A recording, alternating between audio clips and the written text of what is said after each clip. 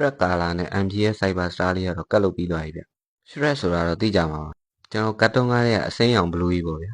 တေချာကြည့်လေအဲ့ကောင်ရောင်နဲ့တူလေးပဲဗျကျွန်တော်တို့ကဒါငပြောညွန့်ရအောင်လို့စိမ်းနူရအောင်လို့ရှောက်ပြီးပြောနေတကယ်တမ်း line ပေါ်မှာရှာကြည့်တော့မှ Shrek ကာလာဖြစ်နေအောင်ပေါ့နော်ခေါ်ခေါ်တွေကလည်းထူးဆန်းလိုက်တာအယောင်ကြီး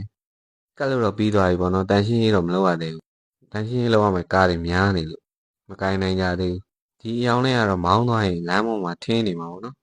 ကျွန်တော်တို့တချို့လူတွေမေးကြတယ်ဗျစတစ်ကာကတ်တာလိုင်စင်စာအုပ်ထဲကအယောင်နဲ့မတူရင်ဖမ်းလားမတော်ပီကယ်မရဘူးလားနဲ့တေချာချင်းတော့ကတ်ပြီးတော့မောင်းသွားကြည့်ပေါ့နော်အဖြေသိရပါလိမ့်မယ်ဗျ